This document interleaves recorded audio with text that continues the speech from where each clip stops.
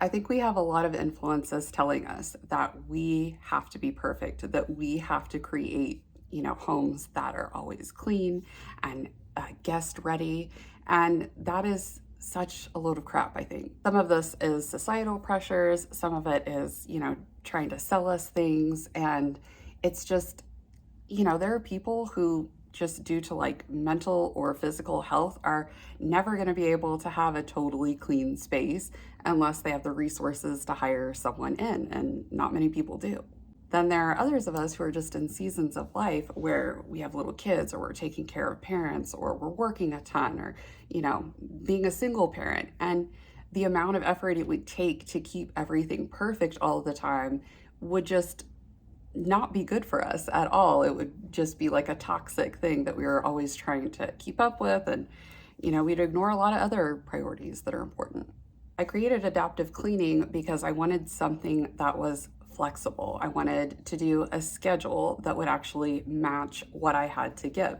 So the foundational truth of this system is that I cannot always keep up, and that's okay. I released that expectation from my brain, and I've never looked back really, because it is so much better to just try to work at your capacity, to not push yourself, to not make these idealized to-do lists of all of the things that you could possibly do, and then pressuring yourself to do each and every one of those things. Like, I used to have the energy and the speed to be able to make a long list and to get through all of it, but I don't anymore. And I really don't want to, because I have a lot of other priorities that I want to give my time and attention to. And cleaning is something functional for me.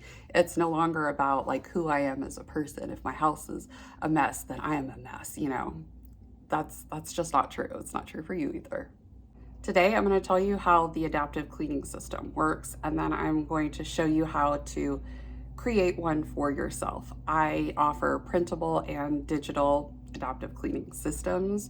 However, if you don't have the budget, or if that's just not what you want to do, I want you to have the tools to just know how this works and to put it in place for yourself. In order to get started, you need to know that there are 3 different capacities that are included in this system. You've got your average capacity.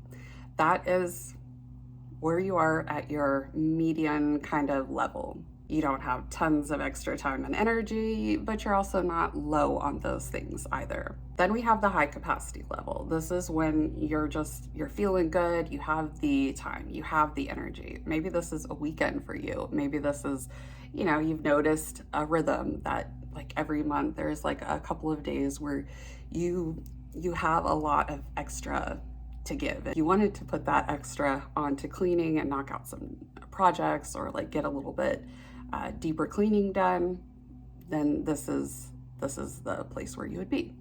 There is also the low capacity section, and then that is going to be for when maybe you're having a flare, maybe you're in a pit of depression, maybe you are just barely hanging on and you have to focus on only the priorities and nothing else. That is kind of what the low capacity is for. When you think about your home, there are daily tasks that need to get done. There are things that you can spread throughout the week, but they're still pretty routine. And then there are deep cleaning tasks, which aren't as routine, but it is helpful when they can get done. The way I set up my capacity system is that for daily, weekly, and deep cleaning, I have low capacity tasks, then I have the average capacity, then I have the high capacity. Here's why this is so helpful. If you're at low capacity, you tend to think like, there's nothing that I can do. It's so discouraging, especially if you're someone with like chronic fatigue or chronic pain and you do have a lot of low capacity days. It can be so discouraging. You can just think there's no way that I can keep up with everything when I feel like this.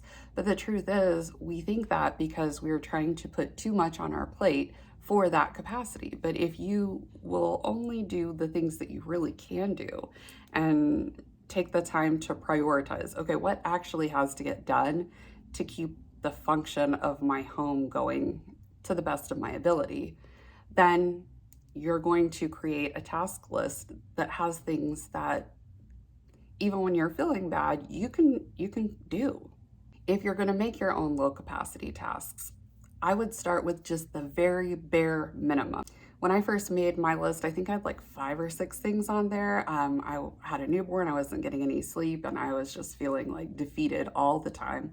And so I put on there like change my under things, feed myself and feed the kids, stretch my back and my hips, brush my teeth. There was one or two other oh, I had like a 5-minute tidy. I don't remember the last thing, but my point is, as you can see, there are very, very basic things. What you're looking for is to write down things that you will always get done. You need to develop some confidence in your ability to do what you intend to do.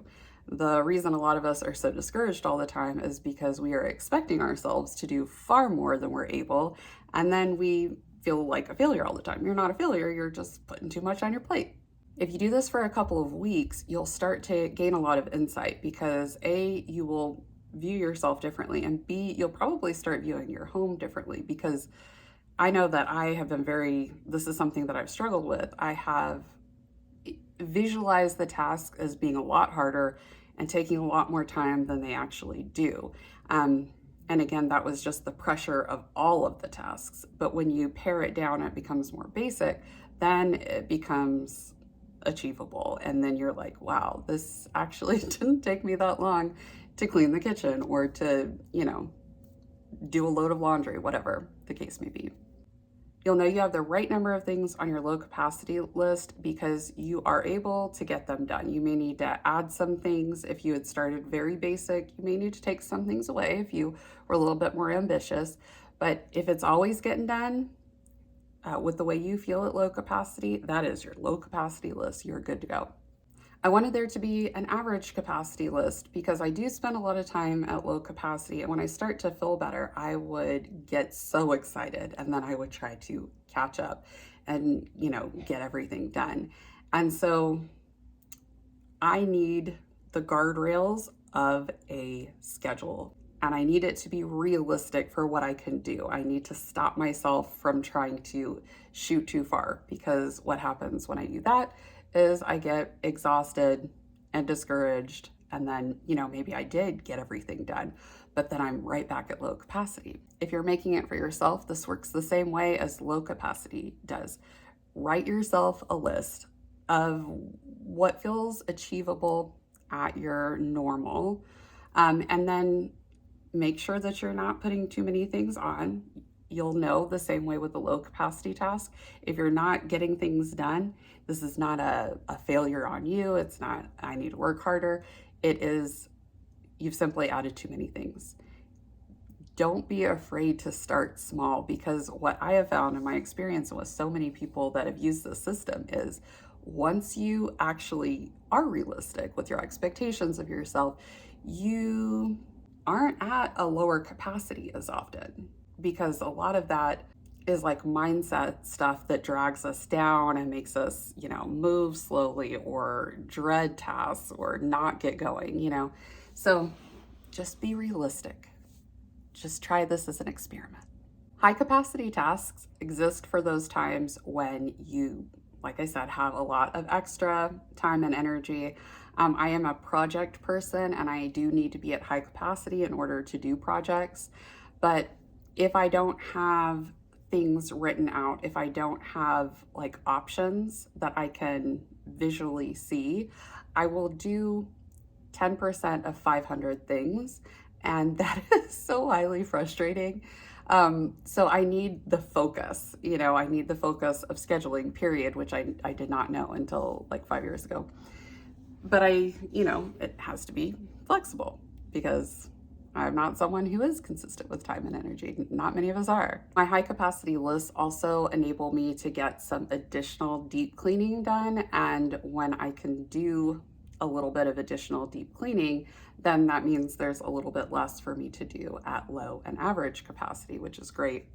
The only thing that I would say that's super difficult for you to do on your own is probably deep cleaning tasks, unless you already have kind of that idea. When I did these, it took me weeks to analyze like all of the different rooms in the house and how to break it down into low capacity tasks where it wouldn't take me more than like 10 or 15 minutes. average capacity tasks were about 20 minutes, and then high capacity tasks are about 30 to 45 minutes.